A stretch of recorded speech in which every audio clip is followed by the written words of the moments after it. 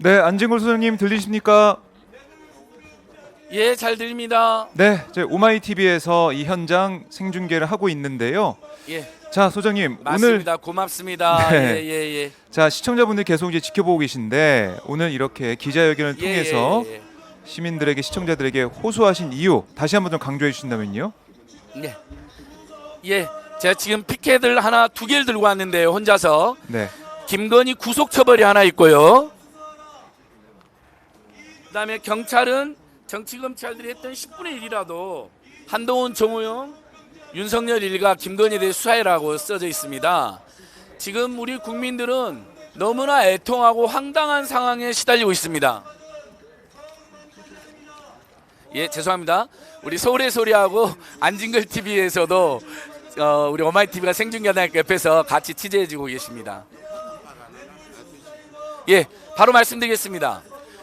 자, 오늘 저희가 서울경찰청 반부패수사 앞에서 오랜만에 기자회견을 하게 된 것은 그동안은 제가 보도자료로만 고발도 하고 보도자료로만 수사 촉구도 하고 뭐 1인 시위도 하고 집회도 했지만 가급적이면 대선 이후에는 다들 힘들기도 하고 그러니까 기자회견을 자제해 왔습니다.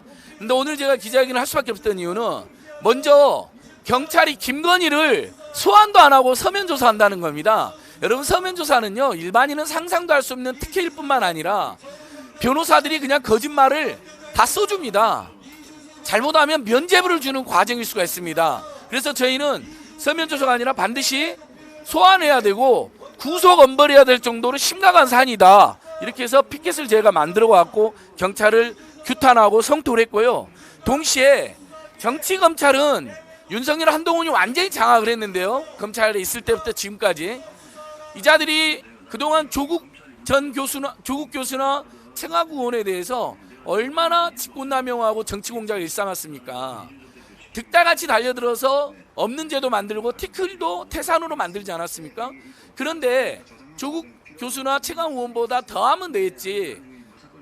거의 팩트로 확인된 한동훈이나 정호영이나 김건희의 범죄나 비리들에 대해서는 하나도 검찰이 수사를 하지 않고 있습니다. 그래서 제가 정치검찰을 규탄하지 않을 수가 없는 상황이고, 그런데 그런 와중에 그래서 제가 정치검찰을 믿을 수가 없기 때문에 경찰에 한동훈 자녀를 둘러싼 업무방해, 뇌물 혐의, 직권남용 혐의, 무고 혐의 등을 한동훈 부를 중심으로 고발을 했는데 검찰은 수사도 안 하죠. 당연히 직권으로 수사할 수도 있는데도 전혀 안 하는 상태에서 경찰이 오늘 고발인 조사를 하겠다고 연락이 왔습니다. 그래서 저희가 저희 고발 대리인 이재일 변호사하고 또 촛불행동의 김은진 교수님, 온강대로 스쿨 김은진 교수님이랑 함께 기자회견을 개최하고 지금 이재일 변호사님이 고발인 조사를 받으러 먼저 들어갔고 저는 특별히 우리 오마이뉴스 또 서울의 소리, 안진걸 TV 등과 인터뷰를 조금 더 하고 들어가려 남아있는데 이 인터뷰 끝나자마자 고발인 조사 들어가서 경찰에 한동훈에 대해서 정말 제대로 수사해야 된다.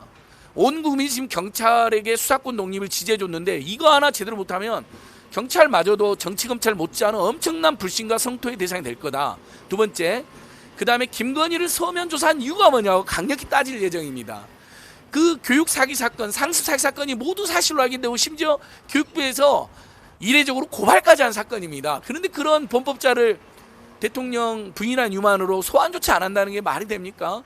아마 윤석열을 찍은 사람들도 이건 너무 부끄럽게 생각할 겁니다. 있을 수 없는 일입니다. 일반인이라면요 벌써 소환돼서 구속 엄벌됐을 사안입니다. 이렇게 수십 가지 경력을 사기를 치고 교육 사기를 쳐서 학생들을 속이고 교직원들을 속이고 자신의 명예와 부와 특권을 이렇게 불법적으로 확보한 것이거든요. 그 부분에 대해서 왜 소환 조사냐, 반드시 왜 서면 조사하느냐, 소환 조사 반드시 구속시켜라. 그리고 하나 더, 정호영이 사퇴했다는 유만으로 지금 대구시경이 굉장히 잠잠합니다.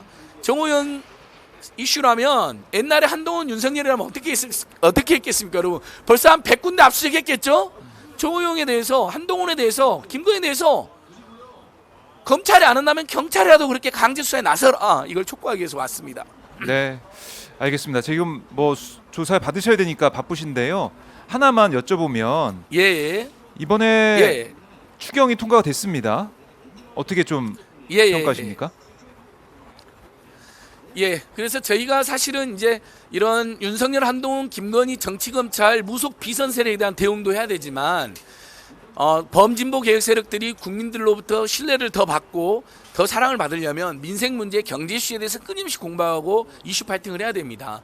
2차 추경안도 마찬가지죠. 지난번 방송에서 어떻게 문재인 정부에서는 없던 추경이 59조가 나오고 문재인 정부에서는 죽어도 못 온다는 기재부가 어떻게 중소상공인 지원을 이렇게 파격적으로 문재인 정부에 비해서 더 두 배나 두세 박대된 내용을 할 수 있게 된 거냐라고 기재부의 대국민 사기 사건을 엄청나게 제가 성토했는데요. 그건 그것들을 성토하면서 어쨌든 윤석열 정부의 2차 추경안에서 원래 문재인 정부에서는 최대 332만 명 300만 원을 받았던 다 합쳐 400만 원 받던 방역지원금이 이번에 3차 방역지원금인데 이름은 손실보증금이라는 표현이 됐는데 371만 명 최소 600만 원에서 1000만 원 올라갔습니다. 이것은 어쨌든 긍정적인 변화입니다.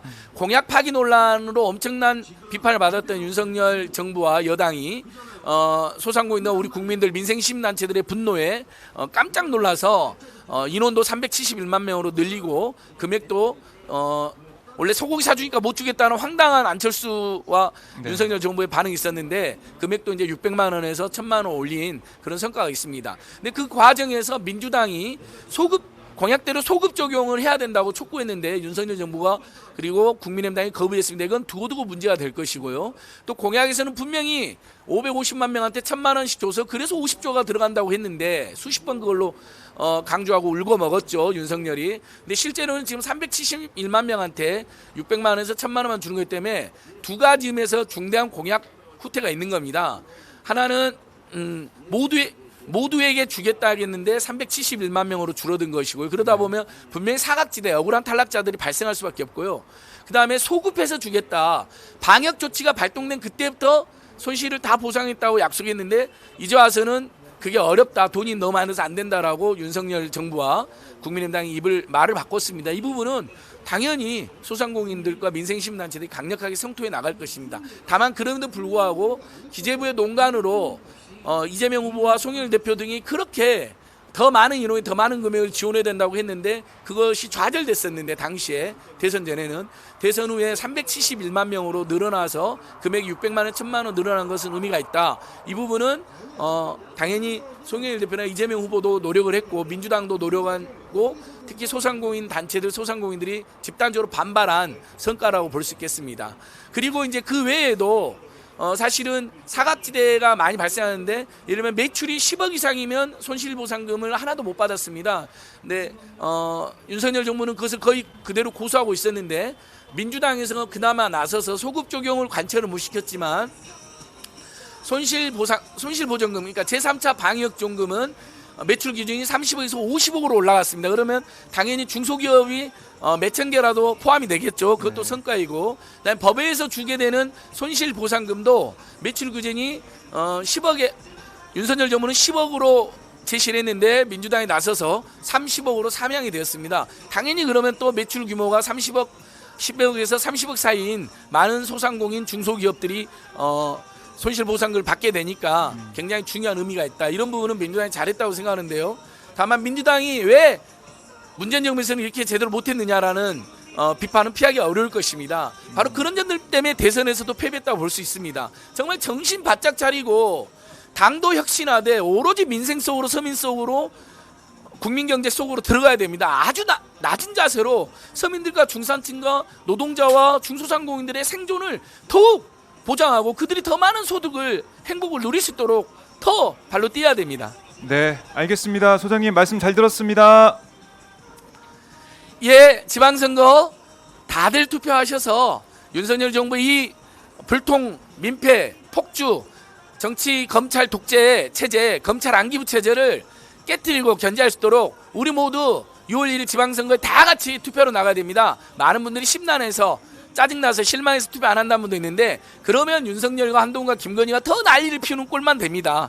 그들을 견제하려면 그들을 감시하려면 그들이 나쁜 짓을 못하게 하려면 지금으로서는 우리 국민들께서 한편으로는 집회도 하고 한편으로는 유튜브들 우리 오마이TV 200만 넘게 만들어 주시고 한편으로는 선거로 투표로 바로 잡아야 됩니다.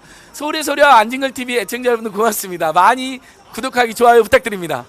네, 고맙습니다. 우이종 TV하고 양희삼 TV도 생중계하고 있답니다.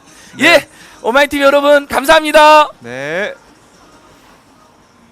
자, 지금까지 안진걸 소장과 잠깐 말씀을 나눠봤는데요. 자, 이 경찰에 가서 고발인 조사를 받는 상황.